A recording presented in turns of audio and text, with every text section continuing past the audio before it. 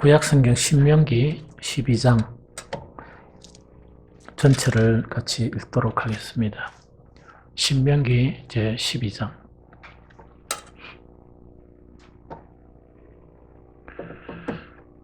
함께 읽겠습니다. 내 조상의 하나님 여호와께서 내게 주셔서 차지하게 하신 땅에서 너희가 평생에 지켜 행할 규례와 법도는 이러하니라. 너희가 쫓아낼 민족들이 그들의 신들을 섬기는 곳은 높은 산이든지 작은 산이든지 푸른 나무이든지를 막론하고 그 모든 것을 너희가 마땅히 파멸하며 그 제단을 헐며 주상을 깨뜨리며 아세라상을 불사르고 또 그 조각한 신상들을 찍어 그 이름을 그곳에서 멸하라. 너희의 하나님 여호와께서는 너희가 그처럼 행하지 말고 오직 너희의 하나님 여호와께서 자기의 이름을 두시려고 너희 모든 지파 중에서 택하신 곳에 그 계실 곳으로 찾아 나아가서 너희의 번제와 너희의 제물과 너희의 11조와 너희의 손의 거제와 너희의 서번제와 낙한 예물과 너희 소와 양의 처음 난 것들을 너희는 거리로 가져다가 드리고 거기 곧 너희의 하나님 여호와 앞에서 먹고 너희의 하나님 여호와께서 너희의 손으로 수고한 일에 복주심으로 말미암아 너희가 너희의 가족이 즐거워할지니라. 우리가 오늘 여기에서는 각기 소견대로 하였거니와 너희가 거기에는 그렇게 하지 아니. 너희 하나님 여호와께서 주시는 안식과 기업에 아직은 이르지 못하였거니와 너희가 요단을 건너 너희 하나님 여호와께서 너희에게 기업으로 주시는 땅에 거주하게 될 때 또는 여호와께서 너희에게 너희 주위의 모든 대적을 이기게 하시고 너희에게 안식을 주사 너희를 평안히 거주하게 하실 때에 너희는 너희의 하나님 여호와께서 자기 이름을 두시려고 택하실 그곳으로 내가 명령하는 것을 모두 가지고 갈지니 곧 너희의 번제와 너희의 희생과 너희의 11조와 너희 손의 거제와 너희가 여호와께 서운하는 모든 아름다운 선물을 가져가고 너희와 너희의 자녀와 노비와 함께 너희의 하나님 여호와 앞에서 즐거워할 것이요 내 성중에 있는 레위인과도 그렇게 할지니 레위인은 너희 중에 분깃이나 기업이 없음이니라. 너는 삼가서 내게 보이는 아무 곳에나 번제를 드리지 말고 오직 너희의 한 지파 중에 여호와께서 택하실 그곳에 번제를 드리고 또 내가 내게 명령하는 모든 것을 거기서 행할지니라.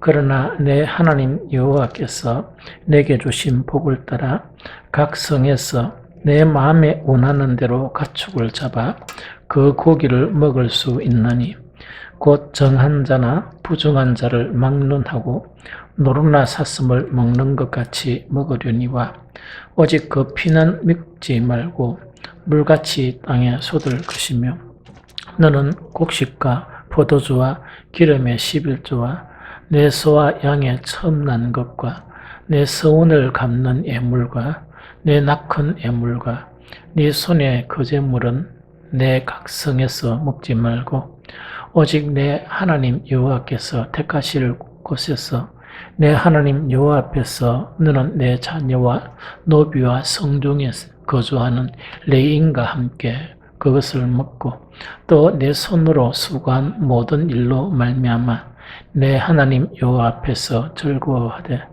너는 삼가 내 땅에 거주하는 동안 레위인을 저버리지 말지니라. 내 하나님 여호와께서 내게 허락하신 대로 내 지경을 넓히신 후에 네 마음에 고기를 먹고자 하여 이르기를 내가 고기를 먹으리라 하면 네가 언제나 마음에 원하는 만큼 고기를 먹을 수 있으리니 만일 네 하나님 여호와께서 자기 이름을 두시려고 택하시는 곳에 내게서 멀거든 내가 내게 명한 대로 너는 여호와께서 주신 소와 양을 잡아 내 각성에서 네가 마음에 원하는 모든 것을 먹되 정한 자나 부정한 자를 막론하고 노루나 사슴을 먹는 것 같이 먹을 수 있거니와 다만 크게 삼가서 그 피는 먹지 말라. 그 생인즉 네가 그 생명을 고기와 함께 먹지 못하리니 너는 그것을 먹지 말고 물같이 땅에 쏟으라. 너는 피를 먹지 말라. 네가 이같이 여호와께서 어렵게 여기시는 일을 행하면 너와 내 후손이 복을 누리리라. 오직 내 성물과 선물을 여호와께 택하신 곳으로 가지고 가라. 내가 번제를 드릴 때 그 고기와 피를 내 하나님 여호와의 제단에 드릴 것이요 네 제물의 피는 네 하나님 여호와의 제단에 붓고 그 고기는 먹을지니라. 내가 내게 명하는 이 모든 말을 너는 듣고 지켜라. 네 하나님 여호와의 목전에서 선과 의를 행하면 너와 내 후손에게 영구히 복이 있으리라. 내 하나님 여호와께서 내가 들어가서 쫓아낼 그 민족들을 네 앞에서 멸절하시고 네가 그 땅에 차지하여 거기에 거주하게 하실 때에 너는 스스로 삼가 내 앞에서 멸망한 그들의 자취를 밟아 올무에 걸리지 말라. 또 그들의 신을 탐구하여 이르기를 이 민족들은 그 신들을 어떻게 섬겼는고 나도 그와 같이 하겠다 하지 말라. 내 하나님 여호와께서는 네가 그와 같이 행하지 못할 것이라. 그들은 여호와께서 끓이시며 가정이 여기시는 일을 그들의 신들에게 행하여 심지어 자기들의 자녀를 불살라 그들의 신들에게 드렸느니라. 내가 너희에게 명하는 이 모든 말을 너희는 지켜 행하고 그것에 강함하지 말지니라. 아멘. 방금 우리 읽었던 신명기 12장 전체를 읽었는데 드디어 이제 하나님께서 모세를 통해서 명령하신 것 이미 레위기나 이게 다 이제 기록되어 있는 그 내용들을 요약해서 이제 정리를 하게 됩니다. 어쨌든 간에 11장까지는 그 전반적인 내용 자체가 이제는 너희가 이 요단강을 건너서 어쨌든 간에 하나님의 놀라운 능력으로 이 땅을 차지하게 된다는 이야기였죠. 이 땅을 차지하게 되는데 한 가지 계속적으로 이렇게 말씀하셨던 것이 내가 너한테 명한 모든 율례와 명령과 이 규칙과 그 모든 것을 지켜 행하면 그 땅에서 오랫동안 편안하게 살 것이다 하는 것 자체가 이어지었었습니다. 아주 이어지었거든요. 그러면서 이제는 이때까지 하나님께서 가르치신 그 모든 것들을 요약해서 너희가 가면 이렇게 해야 된다 하는 것을 이제 정리해서 이제 그 요단강에 이제 우리 정착한 그 모든 이스라엘 민족에게 이렇게 이제 언급합니다. 언급하는데 그 주 내용 자체가 어떤 내용인가니까 그렇게 옛날에는 제사였죠. 그럼 올해는 뭐겠습니까? 요즘은 뭐라고 이야기했습니까? 예배하겠다, 그죠? 그래서 신약적으로 이야기하면 어떤 이야기인가니까 그 택한 장소에서 예배를 드려라. 너그식으로 함부로 예배를 드리지 말라 하는 요 자체가 요지예요. 첫 번째 요지가. 다시 이야기하면 옛날 제사를 드리면 이 제사를 드린다 그러면 이제 이스라엘 민족들이 텐트를 치고 또 행진하고 텐트를 치고 행진하고 할 때 어떤 제사의 형태하고 그 다음에 이스라엘 민족들이 땅을 차지해가 그 넓은 땅을 차지하죠. 그때 제사의 형태가 같겠습니까? 다르겠습니까? 좀 다르겠죠. 그래서 모세는 그것을 재해석해서 너희가 차지할 땅에 들어가면 레위기에 있는 내용하고 조금 차이가 있게 이렇게 해가지고 이것을 지켜야 한다 이렇게 이제 요구하시는 거예요. 이게 무슨 말겠죠? 그래서 가장 중요한 첫 번째가 뭔 거니까 일단 예배에 대한 내용입니다. 예배에 대한 내용인데 그게 이제 12장 1절부터 쭉 해가지고 나옵니다. 그런데 첫 번째 예배를 어떻게 드려라 하기 전에 너희가 딱 들어가면 해야 될 세 가지 일은 바로 이것이다. 그것이 모두 다가 예배와 연관된 거예요. 제일 첫 번째로 뭐냐니까 가나안의 예배 처소를 완전히 없애버리라. 그걸 이야기합니다. 가나안 인들이 예배를 드렸다는 거죠. 그 예배를 드렸던 그들의 그런 제단이나 그들이 예배 드리는 그런 장소 있죠. 이 장소는 완전하게 없애버려야 된다. 깨끗하게. 그거 자체가 바로 읽었던 2절에 나와요. 2절에 보니까 너희가 쫓아낼 민족들이 그들의 신들을 섬기는 곳은 높은 산이든지 작은 산이든지 푸른 나무 아래든지 막론하고 그 모든 것을 너희가 마땅히 파멸하라. 파멸하라는 것은 흔적도 남기지 말고 깨끗하게 하라는 그 이야기입니다. 그래서 이걸 제일 먼저 해야 된다는 그 이야기고. 그 다음에 두 번째는 뭐냐니까 그 예배 처소에 보면 여러 가지 예배를 할 때 상징물들이 있죠. 그 상징물들이 있겠죠. 그 상징물 자체도 완전하게 이렇게 파괴를 해야 된다 하는 그것을 두 번째 요구하고 있습니다. 그래서 3절에 딱 보니까 그 제단을 헐며 주상을 곁들이며 아세라상을 불사르고 또 그 조각한 신상들을 찍어 그 이름을 그곳에서 멸하라. 완전하게 그와 된 것을 완전하게 멸해버리라 하는 것 자체가 두 번째 그런 요구 조건이었습니다. 우리 교회 지금은 좀 그래도 지금도 좀 그랬네요. 이 교회 오시던 분들 중에서 불교에 좀 심취한 분들이 좀 많았었어요. 어쨌든 간에 교회 나오기를 작정을 하고 가서 예배를 드렸어요. 예배를 드리면서 어쨌든 간에 가장 잘 한 게 뭐냐니까 그때 깜짝 놀란 게 일단 거기 가면서 좀 이 절에 다니면서 그 산 물건들 있죠. 물건들이 엄청 고가의 물건들도 있었어요. 이 고가의 물건들. 그런데 참 신기하게도 그분들이 뭐냐니까 집에 와서 예배를 드려달라. 이제 교회에 이제 개종을 했으니까 예배를 드려달라 이랬는데 그중에 한 가정은 뭐냐? 스스로 모든 것을 다 이렇게 없애버렸어요. 근데 나중에는 너무 비싸게 주가 샀으니까 너무 비싸게 주가 싸가지고 이게 뭐하니까 이걸 어떻게 해야 되느냐? 이거 얼마나 구하기도 힘들고 비싸게 주고 뭐 이런 거 있죠. 그런 물건들이 이래 많았거든요. 그래서 어쨌든 간에 그것을 다 없앴는데 한 군데 딱 가니까 다 없앴다고 했는데 또 있는 거예요. 또 남아 있는 거라. 그래서 이게 이제 가나안 땅에 이들이 들어가게 되면 하나님께서 제일 먼저 요구하신 것이 뭐냐? 그들이 이 제사드리는 그들이 신을 섬기는 그 장소들이 있죠. 그런데 여러 그 당시의 이 자료들을 보니까 이 우상들이 산이나 들이나 나무 일어났죠.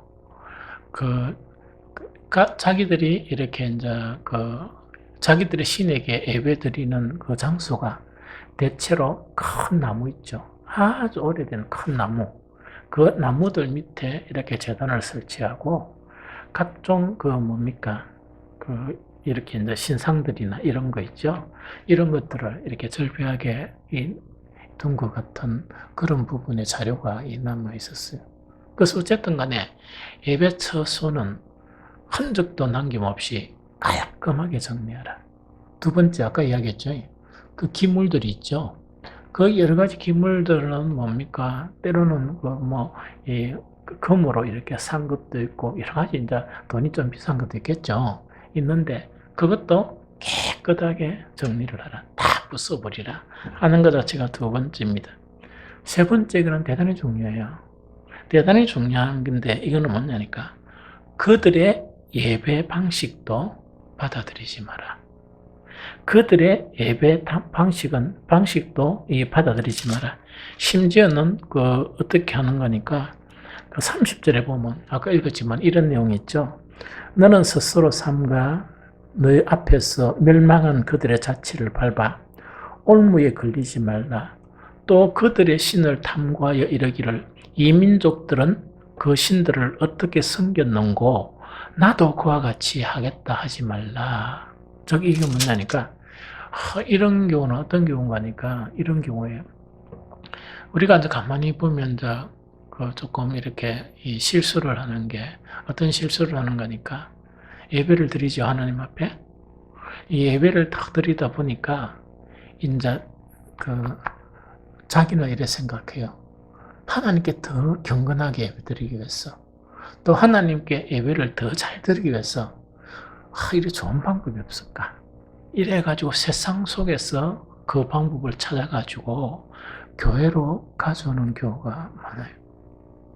심지어 우리 이제 평신도들이 뭐냐니까 너무 하나님 앞에 열정이다 보니까 목사님 우리가 이런 걸 도입하면 안 되겠습니까?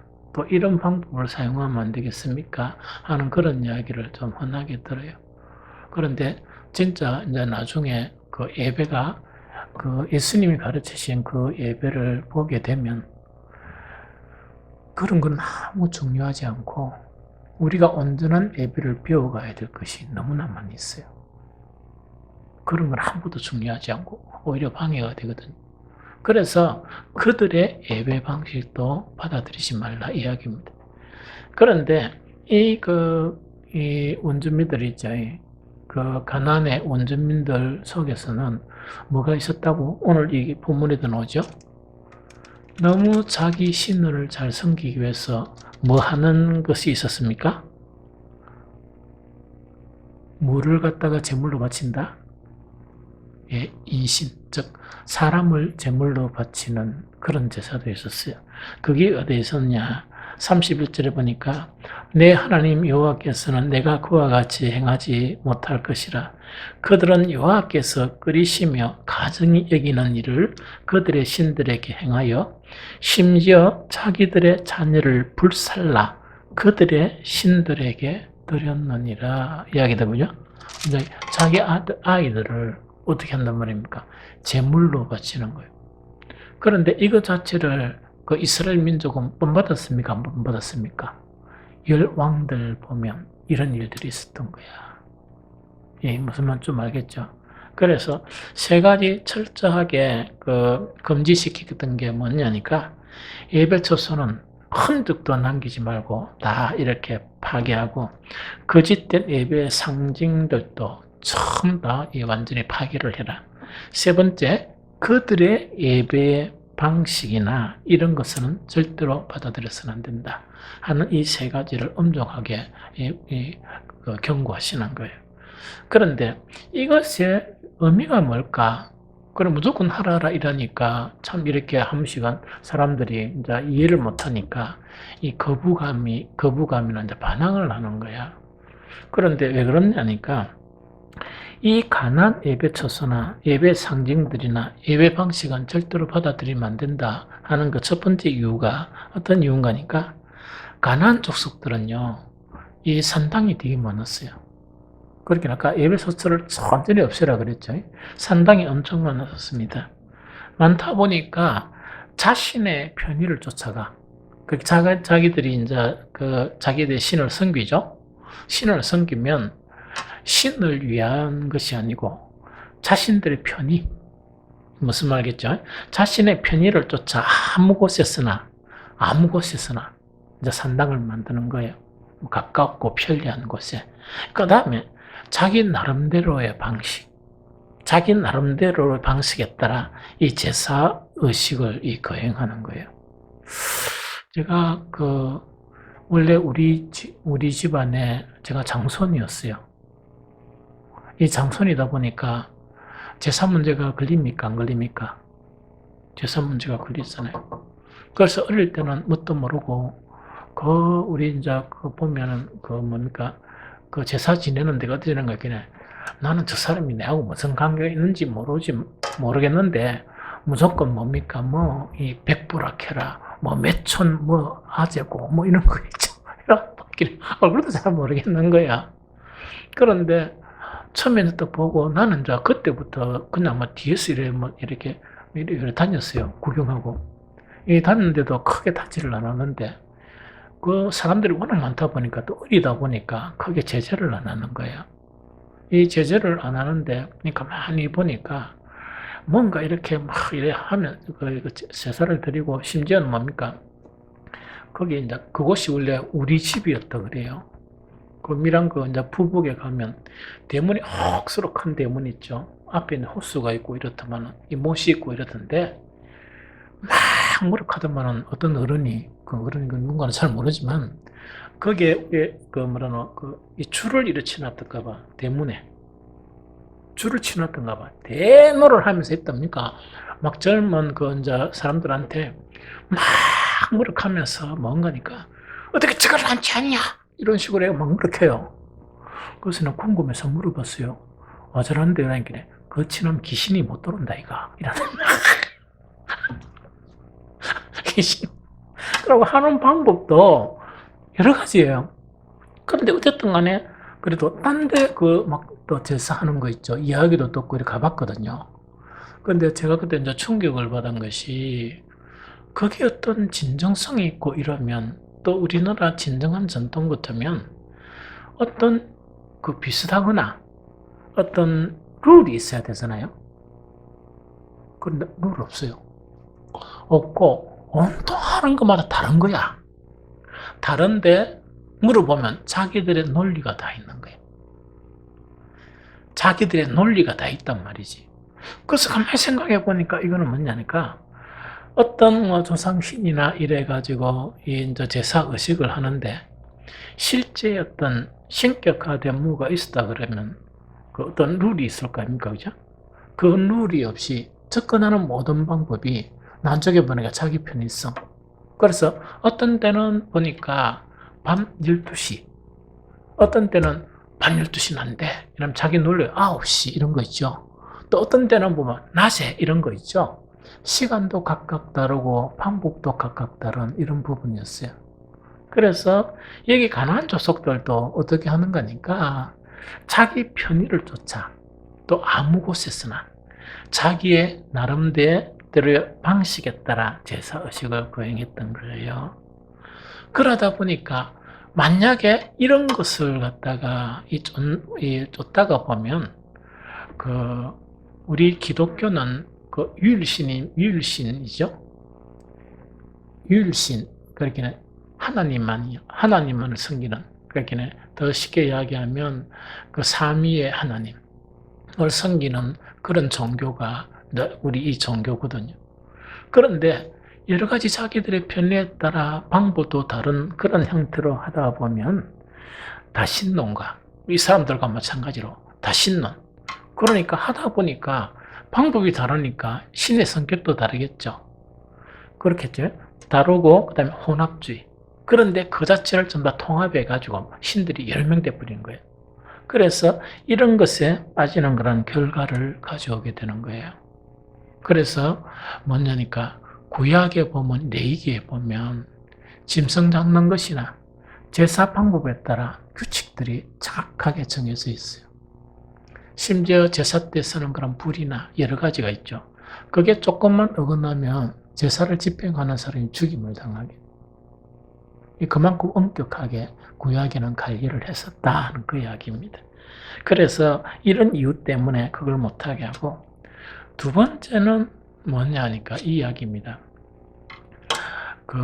우리 기독교는 그 종교학에서 이야기하면 어떤 종교예요?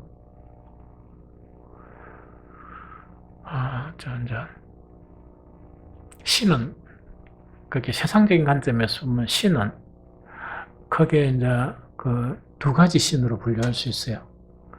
한 신은 스스로 있는 신. 그럼 이 신은 참신이겠죠? 참신이고, 한 신은 뭐냐니까, 사람들이 이 지정의를 가지고 있죠. 가지고 있다 보니까 그 생각과 이념과 이런 것을 통해서 뭔가 신을 또 만드는 거예요. 그래서 유사하게 종교가 이 두 가지로 이렇게 나눠진다는 그 부분이다. 그죠? 그러면은 이제 왜 이런 것들을 하지 말라고 배격했는가 하니까 이방 종교는 대부분이 뭔가니까 물론 가장 그 뒤 실체는 사탄이라는 실체가 있지만 뭐냐니까 인간 스스로의 사색이나 이 탐구에 의해서 이 창출된 자연 종교들입니다. 자연 종교들이죠. 그렇죠? 그러다 보니까 신이 되게 많은 거야. 그 신이 되게 많은데 가만히 보면 우리는 하나님의 형상에 따라 지음을 받았죠. 거기 신은 뭐냐니까 사람의 형상에 따라 탄생된 그런 신들이라.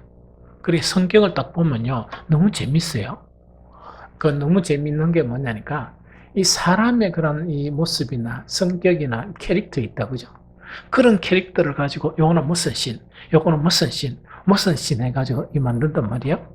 그러니까 재밌기도 하고 이해도 쉽습니까? 어렵습니까? 엄청 이해도 쉽죠. 그런데 우리 기독교의 그 신앙 자체는 뭡니까? 무슨 종교라 그럽니까? 계시 종교라 그러죠. 계시라는 거는 이거는 뭘 의미하는 거니까 자, 그 참신 자체는 우리 인간의 지혜로서 그 신을 알 수 있겠습니까? 모르겠습니까? 전혀 몰라요. 왜 모르는 거니까 지혜의 차이 때문에 안 되는 거라. 지혜의 차이 때문에 어떻게 그 전지전능한 그 신을 우리가 전지전능하지도 못한 인간의 지혜를 가지고 그 하나님을 어떻게 알 수 있겠어요? 그러면 우리가 하나님을 아는 방법은 딱 한 가지 방법이야. 그 방법이 뭐냐? 하나님께서 계시해 줄 때, 그 계시해 주실 때 아는 거라. 그럼 계시라는 것은 뭘 의미하는가? 하나님께서 자신을 드러내 보실 때, 그 부분을 아는 거예요. 그래서 아마 지난 주일날 우리 했죠? 설교할 때 그 이야기가 나왔다, 그죠? 말씀이 나왔다, 그죠? 그래서 이거는 뭐냐니까, 하나님께서 스스로 드러내 보여주실 때 이제 알게 되는 거예요. 그럼 구약 같은 경우는 어떻게 해야 되는 거니까, 이 부분적인 성령의 역사를 통해서 하나님께서 누구를 통해서 이 말씀을 주십니까? 하나님의 사람들에게 말씀을 주시면 이 하나님의 사람들은 그걸 붙일 수 있습니까? 감할 수 있습니까? 절대로 못해요. 죽어도 그대로 다 써내야 돼. 그렇게 그게 이제 부분적인 그런 계시라. 그런데 신약에서는 부분적이던 계시 자체가 어떤 계시가 됩니까? 완전 계시가 돼요. 그러면 완전 계시 자체는 무엇을 통해서 완전 계시가 됩니까? 자, 누가?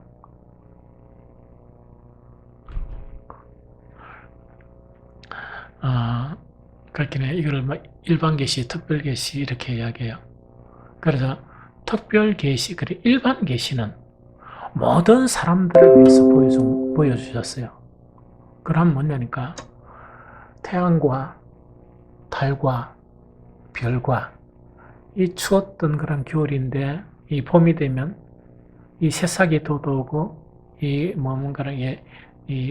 자라고 아름다운 꽃이 피고 신기한 그런 생물들이 이렇게 나타나고 하는 이거는 일반 계시라 그래. 이거는 이 세상 모든 사람들에게 하나님이 계심을 이렇게 보여주는 거야. 그런데 특별 계시는 뭐가 특별 계신가니까 특별한 사람들에게만 보여주세요. 그 특별한 사람이 누구겠나? 찬우가. 뭐라카노? 맞다, 그래. 그리스도, 그래. 어렵게 하지 말고, 여기 앉아있는, 네, 우리. 그러니까, 그리스도인들에게 그걸 보여주시는 거예요. 근데 사실은, 우리가 어떤 때는 막, 이렇게 복음 전하려고 이수 쓰고 저수 쓰고 이러죠. 이수 쓰고 저수 쓰고 막, 이래가 머리도 막 아파하고 이러죠. 그럴 일이 별로 없어요. 그럴 일이 별로 없어. 제가 얼마 전에 한 목사님을 딱 만났는데, 교회가 좀 가난한 거야. 그런데 보니까 참 대단하신 게 뭐냐니까 이 코로나 이 상황 속에서도 계속 전도를 하는 거예요. 계속 이제 전도를 하시면서 이제 자기 교회가 너무 가난하기 때문에 이렇게 이제 이 전도 용품이 없어가지고 때로는 힘들 때가 있다. 이제 그렇게 이래 말씀을 하시더라고요. 그래서 이제 혹시 또 잘못 이야기하면 이 상처가 되니까 그래서 이제 이야기한 게 뭐냐니까 그냥 그 너무 이제 이 돈과 뭔가 물질을 사가 줄라 생각하지 말고 그 되게 많이 줘도 안 옵니다. 잘 하니까 안 옵니다. 그분들 안 옵니다. 막 거래 풀고 했는데 안 온대요. 뭐 몇 년 동안 막 거래 막 풀고 했는데 뭐 아무도 안 온대요. 그래서 내가 적당하게 해가지고요. 사람 딱 봐가지고 내 눈에 좀 괜찮겠다 하면 주고 나머지 딱 봐가 안 되겠다 하면 주지 마세요. 왜냐니까 그 바다가 잘 안 옵니다. 그런데 이게 이제 뭐냐니까 그 목사가 아무리 설교 준비를 열심히 해도요. 뭐라는가 그래 못 듣는 사람 못 들어요. 그 신기한 거는 뭐냐니까 목사가 아무리 설교 준비를 못해도 듣는 사람은 들어요. 그 계시라. 그게 특별 계시예요. 그래서 특별 계시는 뭐냐? 예수 그리스도와 그 다음에 말씀, 성경이에요. 이 무슨 말겠죠? 그런데 특별 계시라 그래가지고 이제 특별한 사람들인데 그 특별한 사람이 인간의 지식으로 아느냐 몰라요.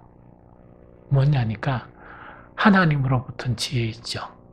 성령을 받아야 비로소 이해가 돼. 그렇죠. 그래서 그 특별 계시를 인식하는 분은 대단히 복 있는 사람이에요. 대단히 복 있는 사람. 이 무슨 좀 이해가 되죠? 그래서 그런 것으로 되어진다는 그 이야기죠. 그 다음에 이제 또 한 가지가 그렇게 계시 어존 사상이에요. 그런데 어존 사상이 하는 거고, 그 다음에 여호와 하나님의 그런 유일성을 수호하기 위해서. 왜? 지금 우리 기독교 중에서 이 말세가 돼가지고 여러분들 교회라 그래가 목사라 그래가 다 똑같구나 이런 생각하면 큰일 납니다. 왜냐니까 교회 안에 종교다원주의가 들어왔어요. 심지어 신학생들이 또 신학교 교수들이 목사들이 그것을 주장해요. 성경에는 종교다원주의는 없습니다. 우리가 섬기는 하나님은 유일하신 하나님이에요. 이게 무슨 말인지 좀 알겠죠? 그래서 우리 교파마다 물론 그분들이 그거 수용했다 그래가지고 다 그런 건 아니지만 이제 교단에서 내가 원래 통합에서 어릴 때 신앙생활해가 서리집사, 안수집사, 장로까지 내가 통합에 있었다니까. 근데 목사가 되면서 내가 왜 합동을 옮겼느냐? WCC 문제예요. 그러니까 이제 통합하고 합동하고 갈려진 것이 뭐냐니까 WCC를 받아들이느냐, 받아들이지 못하는 해가 갈라졌어요. 합동은 뭐냐? 그건 안 된다. 그럼 WCC라는 거는 뭐냐? 전 세계 기독교 협의회인데, 그게 어떤 내용인가니까, 천주교, 그 다음에 무슨 이단, 그런 데 있죠. 그걸 모두 다 수용을 하는 거예요. 그래서 제가 옛날에 어릴 때다 보니까 청년 때, 좀 어린 신앙일 때 우리 목사님이 가자! 이래가지고 어디요? 하니까 가자! 따랐나? 해가지고 나 따라갔습니다.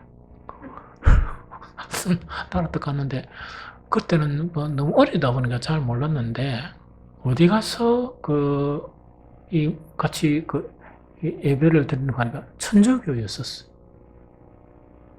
그러다 보니까 이제 그때 막 혼란스러웠던 게 뭐냐? 사도신경도 다르고 그러니까 그 사람들은 이렇게 하는 게 다른데 낸주는 뭐까지 다른 거니까 뭐 이래가지고 교회, 천주교, 그 다음에 어떤 연합 비슷한 성격을 가진 정치화 세력을 형성하는 그 원불교 이런 데 있죠. 그러다 보니까 처음에는 그걸 몰랐습니다. 몰랐는데 이제 보니까 그런 부분 자체가 이제 이 종교 다운화 되어서 버리는. 그래서 이런 성격 자체가 되면 그거는 큰일 나요. 그게 이제 배도로 갈 수 있는 거예요. 이 무슨 말인지 좀 알겠죠? 그래서 이제 그런 부분 때문에 안 된다는 그 이야기입니다. 그래서 예배는 어떻게 해야 되는가? 하나님이 정한 장소에서. 그러면 자, 이 정한 장소라는 것은 뭐냐? 이동할 때야 이동하다 보니까 장소가 정해질 수 없죠. 그래서 이제 뭐 이렇게 했지만 이제 정착할 때는 정한 장소라. 정한 장소가 여러 군데 뭐 실로나 여러 군데 바뀌면서 최종적으로 정한 장소가 어딥니까? 예루살렘 성전이에요. 이게 무슨 말 알겠습니까? 그래서 요새처럼 이렇게 생각하면 안 되죠. 뭐 주일마다 가고 수요 예배 가고 금요 기도회 가는데 막 그걸 살면서까지 하던 그게 아니고 1년에 한 번씩. 그다음 나중에는 뭐냐? 절기마다 이래 가지고 예루살렘 성전을 중심으로 해서 그들은 예배를 드리는 거예요. 이해가 되죠? 그래서 첫 번째는 하나님이 정한 장소에서, 두 번째는 뭐냐? 하나님이 정한 방법으로 예배드려야 된다. 그래서 레위기에 보면 아주 상세하게 어떻게 예배를 드려야 되고 하는 그 내용이 있죠. 어떤 격식에 의해서 제사를 드려야 되고 하는 그 자체가 이렇게 있는 거예요. 그러면은 한 가지는 뭐냐니까 찬우가 구약도 성경이고 신약도 성경이지. 우리가 예배드리는 게 구약 성경에 있는 그 제사의 예법대로 예배를 드리나 그와 다르나? 다르나? 그럼 다르면 하나님께 혼 안 나나?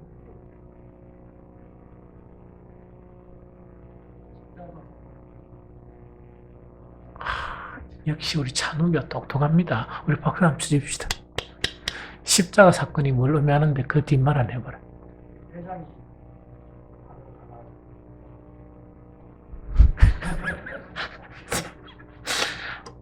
찬우가 나니 갑자기 기상아가 그리 똑똑해진 했다. 부산으로 와가 좀 정착해야지. 또 기상으로 돌아가면 어떡해. 그래, 그거는 이제 그거는 뭐냐니까 그 휘장이 쪼개졌다는 거는 구약에는 우리가 하나님을 만날 수 없어요. 하나님을 만나면 곧 죽음이야. 이제 만날 수 없는 거라. 그래서 1년 동안 한번 속죄제를 드릴 때는 그의 투표를 해가 대제사장만이 격식을 갖추고 들어가서 이제 제사를, 속죄제를 드린단 말이에요. 속죄제를 드리면서 딴 사람 전혀 못 가요. 그런데 안에 들어가면 죽었나, 안 죽었나 잘 모르겠지?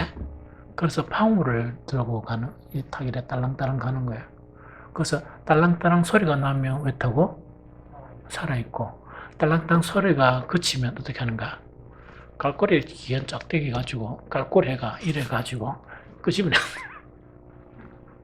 그렇게 이제, 하는 것이. 그거는 왜냐니까, 그 지성소에는 법궤가 있는데, 이 법궤는 그 하나님의 그 돌판이 거기에 있단 말이야.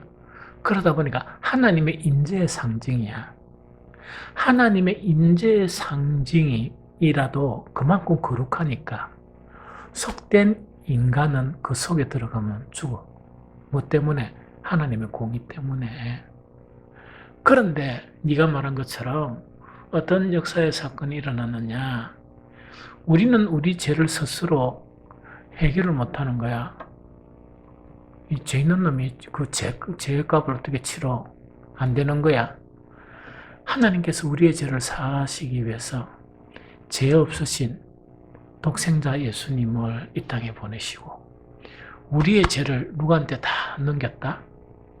예수님께 넘기면서 십자가에 처형을 했단 말이에요. 그러다 보니까 그 희상이 찢겨버리는 거예요. 우리 죄의 값을 누가 대신 치렀다고? 예수님이 치르니까 거룩한 지성소에 천막이 필요하나, 이제 더 이상 필요 없나? 필요 없지. 그래서 천막이 갈라지면서 누구든지 하나님 앞에 나아가서 그 하나님의 은혜를 구할 수 있게 됐던 거야. 좀 이해가 돼?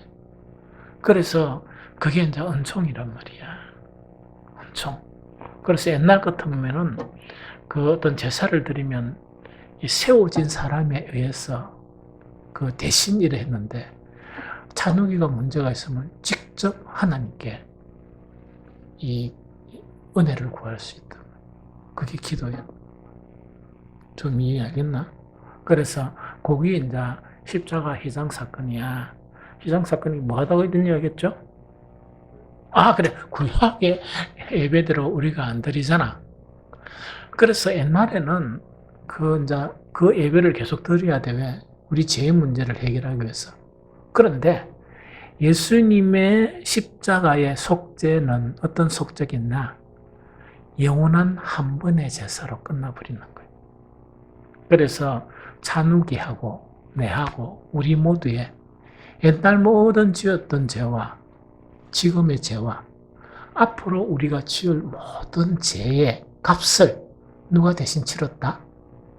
예수님의 십자가를 통해서 치렀단 말이야. 그러다 보니까 네가 소나 양이나 잡을 필요가 있나 없나? 필요 없지. 그걸 잡아버리면 예수님의 십자가를 무시하잖아.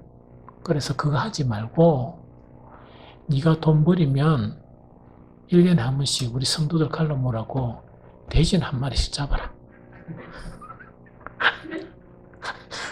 돼지 잡고 또 돼지 만날 사오지 말고, 에? 한 번씩 소도 한 마리씩 잡아가지고 처음 다 목사도 좀 주고 다들 나눠주란 말이야. 신라. 돈이 있어야 그렇게 할 수 있지. 그렇지. 그러다고 했던 간에 이제 이해가 됐지? 그래서 지금은 옛날처럼 올 때 거의 없었으면 큰일 나고 니는 못 온대. 돈이 없어가. 왜냐, 저 앞에 이제 장로님이 딱 서가지고, 재물 가져왔나? 애가 못 들어온단 말이야. 이해가 되나? 그럼 교회도 이러면 안 돼. 이 마당이 있어야 되고, 이 짐승 잡는 데가 있어야 돼. 태우는 데도 있어야 되고, 엄청나게 복잡하단 말이야. 그것 자체가 왜 안 하는가? 예수 그리스도께서 영원한 한 번의 제사를 하나님의 아들로서 우리가 달려야 될 십자가에 달리신 거야. 그것 때문에 그게 없어졌다는 그 이야기입니다. 그래서 이제 아까 이야기했죠. 하나님이 정한 장소에서 하나님이 정한 방법대로 예배를 드려야 돼요. 그러면 이렇게 하면 어떤 결과가 나타나느냐? 이건 같이 읽어봅니다. 신명기 12장 7절.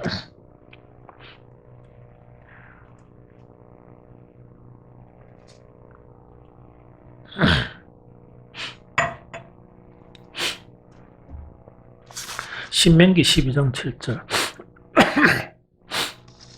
같이 읽어봅니다. 자, 시작. 거기 곧 너희의 하나님 여호와 앞에서 먹고 너희의 하나님 여호와께서 너희 손으로 수고한 일에 복주심으로 말미암아 너희와 너희의 가족이 즐거워할지니라. 일어났죠. 이 말씀 자체가 계속 반복해서 이래 나타나요. 그 뒤에도 이와 유사한 그런 말씀이 있어요. 18절 안 읽어볼까요? 시작. 오직 내 하나님 여호와께서 택하실 곳에서 네 하나님 여호와 앞에서 너는 내 자녀와 노비와 성중에 거주하는 레위인들과 함께 그것을 먹고 또 내 손으로 수고한 모든 일로 말미암아 네 하나님 여호와 앞에서 즐거워하되. 이렇게 되어 있습니다. 여기 무슨 말인가 설명해 줄게요. 옛날에 이제 구약의 그 여러 가지 자료들을 보면 여기도 있는 거 마찬가지로 이 말씀이 어떤 의미인가니까 옛날에 이제 절기가 있죠. 절기는 어디에 모인다고? 예루살렘으로 다 모이죠. 자기 이 자식들 심지어 자기 종까지 들고 왔나 다 모이는 거야. 그럼 하나님 앞에 제물을 바치기도 하지만 우리가 생각해 보면 절기가 길 때는 한 며칠간 있을까? 일주일. 그게는 절기 행사가. 그럼 일주일 때 거기서 라면이나 짜장면이나 이래 사는 게 아니고 어떻게 하나님께 제물을 바치면서 하나님께서 그 풍성하게 주셨던 여러 가지 제물들이 있겠지? 그럼 그거를 별도로 와서 거기서 이제 서로 이제 이렇게 나누게 되는 거야. 나누다 보니까 이제 거기 이제 12장 7절에 한 이야기라. 거기 곧 너희의 하나님 여호와 앞에서 먹고 너희의 하나님 여호와께서 너희 손으로 수고한 일에 복 주심으로 말미암아 너희와 너희 가족이 왜 한다고? 즐거워할지다. 그럼 이거는 무슨 말인 거니까? 예배를 잘 드리면 우리의 그런 삶 자체가 풍성해진다는 이야기예요. 무슨 말이겠죠? 하나님께 제물을 드리고 그 일주일 동안 가족들이 모여서 그걸 가지고 하나님 주신 걸 가지고 풍성하게 먹고 마시면서 왜 됩니까? 막 즐거움이 일어나고, 맞죠? 일을 안 하고 거기서 축제처럼 즐긴단 말이야. 안 그러면 시간없이 농사 지어야 돼. 농사 안 지봤지? 옛날에 내가 지금 산청에 있는 옛날에 제자 안에 있었거든. 옛날에 강의를 막 다니면서 내가 한번 전화해가지고, 야, 막 머리가 너무 아프다. 그 회사마다 다니고 일하려고 하니까 다 정리하고 내가 농사나 지었으면 좋겠다 이러니까 내한테 뭐라 하는 거, 그 결정하지 마시고요. 그 우리 집에 와가지고 한 일주일만 있으세요. 그래서 소독해하고 막 강도 따위고 그 다음에 막 농사가 어마어마하게 많아가지고 그냥 오셔가지고요 편안하게 오셔가지고 좀 이래 있으세요 이래가지고 갔어요. 내 기억에 이틀 있다가 도망왔습니다. 그러니까 일주일 작정에 가가지고 나는 막 공기 좋고 해방이 오고 이랬거든요. 이틀 있다가 내가 아마 인사도 안 하고 도망쳐왔어요. 죽겠는 거예요. 아침에 일 나는데 그 이틀 지난 것 같은데 오전도 안 지났는 거예요. 뭔가 쪼개 먹고 또 한 1시간 지나면 이제 지났는데 아직 해가 있는 거예요. 난저는 막 사람 정신이 하나도 없더라고. 그래서 기업체 다니면서 강의하는 게 제일 편하다 이래가지고 온 적이 있단 말이에요. 그런데 이제 하나님께서 아마 축제를 일주일 동안 이렇게 이제 축제를 이제 하게 되면 그 일로서부터 해방이지? 그럼 그 경비나 모든 것을 다 하려고 그러면 어떻게 되겠어? 하나님이 풍성한 걸 주셔야 되겠지? 그러면서 휴식하면서 하나님께 드리는 예배가 뭐라고? 기쁨의 축제가 되어지는 거예요. 또 감사의 축제가 되어지는 거예요. 왜? 하나님께서 그만큼 주셨으니까 그래야지. 지금은 뭐냐니까 지금도 온전한 그 예배를 드리면 예배는 축제와 같아요. 그게 회복이 돼요. 축제와 같고 그 다음에 하늘로부터는 이 세상에 없는 신기한 그런 경험들을 하게 돼요. 이 무슨 말이겠죠? 그걸 이렇게 이제 설명해 주는 거예요. 그래서 이제 그 다음에 이제 한 가지 봅니다. 8절 이거는 다시 한번 봅니다. 12장 8절 중요하니까 우리가 오늘 여기에서는 뭐대로? 각기 소견대로죠. 이거는 왜 됩니까? 이거는 아까 이야기했죠? 계속 이렇게 이제 40년 동안 이제 이렇게 이동하다 보니까, 예? 광야에서 이동하다 보니까 그랬지만은 그 가서는 그렇게 하면 안 된다. 그래서 각기 소견대로 한다는 것은 어떤 의미가 지는 거니까 우리가 하나님께 예배를 드리죠. 예배를 드리면서 자기들이 기뻐하는 것들을 가지고 자기들이 기뻐하는 곳에서 예배를 드리는 거예요. 그거 하면 안 된다는 이야기. 그렇게 예배 드리는 건 아니다 이야기예요. 그래서 지금은 각 교회가 내가 보니까 한 시련이라 어려움을 당하는 거예요. 코로나19 때문에. 그러면 이제 신약의 예배는 어떻게 해야 됩니까? 대원칙 한 가지만 시간이 지났어요. 요거만 하고 마칠게요. 딴 거는 못하고. 신약의 예배는 어떻게 해야 된다? 찬우가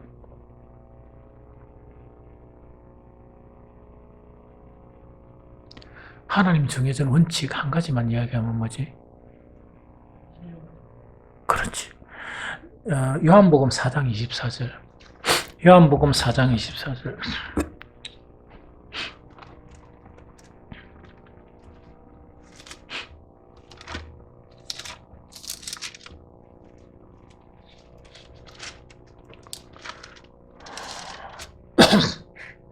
요한복음 4장 24절입니다. 24절.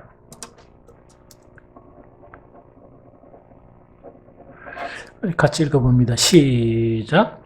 하나님은 영이시니 예배하는 자가 영과 진리로 예배할지니라. 한 번 더 읽습니다. 시작. 하나님은 영이시니 예배하는 자가 영과 진리로 예배할지니라 이야기입니다. 자, 우리는 뭡니까? 우리는 육신과 영과 혼을 가지고 있죠. 영혼을 가지고 있다, 그죠?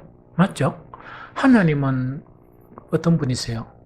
영의 분이시라. 그래서 어떻게 예배가 되어야 되는 거니까 우리 사람은 항상 갈등 관계가 있는데 육이 지배하려는 게 있고 영이 지배하려는 그 속에서 우리는 살고 있어요. 그리스도인들은. 무슨 말이겠죠?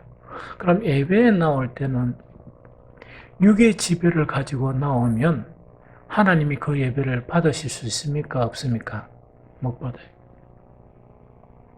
못 받아요. 그러면은 그 예배를 통해서 아무것도 얻지를 못하고 하나님도 만나지 못해요. 물론 설교를 통해서 한마디도 그 설교가 이 마음에 새겨져가 변화가 되었는데 변화가 안 일어나요. 그래서 영의 예배를 드린다는 것은 뭐냐? 우리가 일주일이나 3일 동안 열심히 영육 간에 영과 육이 싸웠겠죠? 싸웠는데 영의 지배 형태로 바꿔서 참석해야 돼. 그래서 이 가장 중요한 방법이 뭔 거니까 교회 딱 오면 예배 시작 전에 기도를 간절히 한다든지 기도하면서 회개 기도를 하고 그 다음에 또 어떤 분들은 뭐냐 잘 지내다가 주일날 아침에 대판 싸우는 경우가 많아요.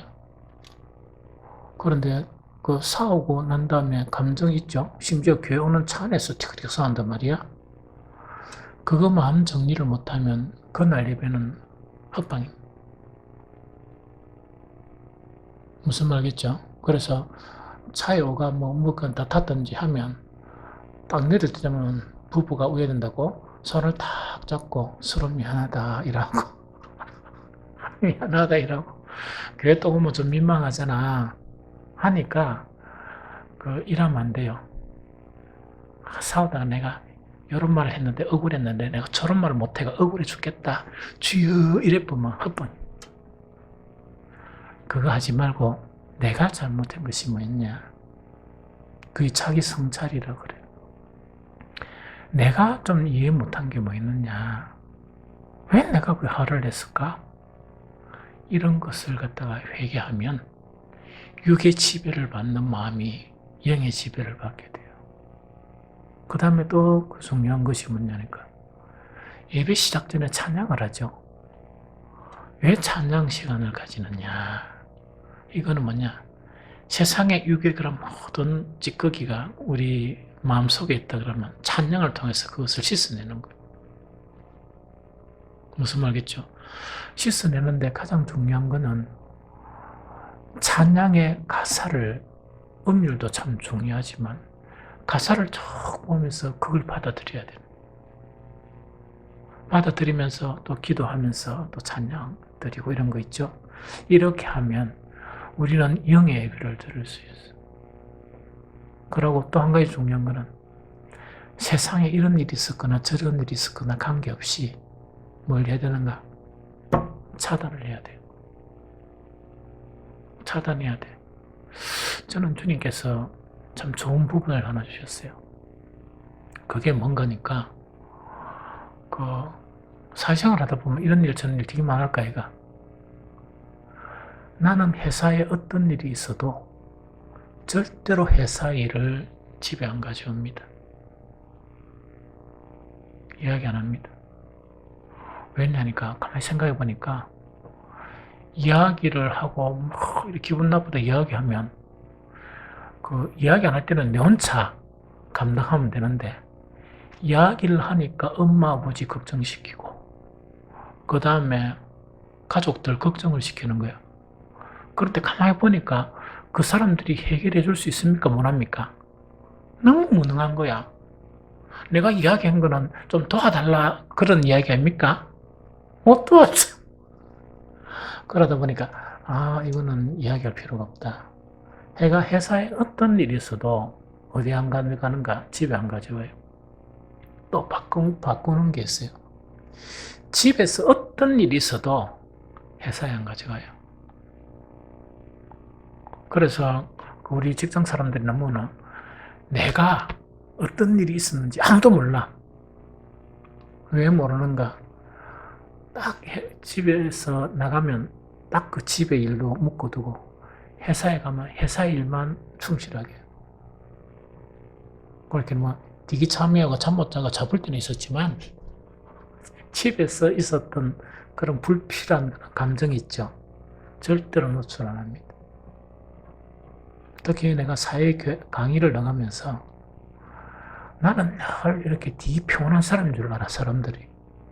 왜냐니까 늘 그런 상태를 유지하니까. 그게 바로 뭐냐니까 해결 못 해줄 거를 왜 그렇게 해. 친구들하고 어떤 식사를 들어간다. 내가 있었던 나쁜 일들, 친구들하고 식사하면 기분 좋은 시간이잖아? 그럼 모든 감정을 이렇게 정리를 해야지. 그럼 그 시간에는 즐겁게 지내야지. 그래야 나도 즐겁고, 오히려 사람도 즐겁죠? 그럼 맨주는 이래 될 경우가 있어요. 집에서 큰 일이 있었는데, 해결 안 하고 가가 밖에 너무 재밌게 나오다 보니까, 집에 와가 무슨 일은 있었는데 뭐 때문에 그냥 그리 잡히는 거야. 그러다 보니까 다투면 판판이 지는 게라 왜? 이자붙단 말이야. 이자쁜데 막 꼬치꼬치 따지니까 기억이 잘 안 나니까 완전 일방적으로 당해야 되는 거야. 그래서 무조건 잘못했다 하니까 한 번씩은 뭘 잘못했는데요? 이래 물으면 당황스러운 거야. 이자버렸어요. 이게 무슨 말인지 알겠죠? 그래서 이거는 특히 예배에 참석할 때 특히 우리 남자들은 이런 거를 조종할 줄 알아야 돼. 잔우가. 그래야 진짜 남자가 되는 거야. 무슨 말겠니? 니 장가 가가지고 너 안에 니 무슨 이야기 한다 그러니까 해결해 주나? 아무것도 못 해줘. 좀 이해가 되나? 그래서 어떤 간에 교회도 마찬가지요. 그래서 육신적인 그런 부분이 있었다 그러면 교회 와서 그 영이신 하나님께 예배를 드려야 되니까 온갖 더러운 것이나 온갖 그런 것들을 회개하면서 깨끗하게 하면서 깨끗한 심령이 돼야 하나님을 볼 수 있어요. 이해됩니까? 그 다음 진리라는 거는 뭐냐, 성경 모든 부분에 다 정해졌어요. 정해졌단 말이야. 그러면 계속 그 진리대로 내가 아는 것만큼 예배드리면 되고, 이번 우리 집분자 세미나 할 때 예배 모범 좀 달았는가 잘 모르겠네요. 그래서 진리로 예배드리는 부분은 우리 헌법 책에 예배 모범이라고 따로 딱 나와 있습니다. 그거는 뭐냐, 그 성경 전체를 보면서 예배는 이렇게 드려야 된다. 그래서 저번에 좀 한 것 같은데 안 하면 다음에 또 하면 되고. 이게 무슨 말이겠습니까? 그래서 하나님이 정해준 그런 방법에 의해서 예배를 드리게 되면 내한테 유익해요. 하나님은 뭔가 우리한테 주려고 이만큼 보따리가 있는데 이 마음이 어수선하고 이러면 아무것도 못 받잖아. 그래서 내가 그렇게 예배 드리면 그렇게 바뀌어줄 수 있다 하는 그런 부분이에요.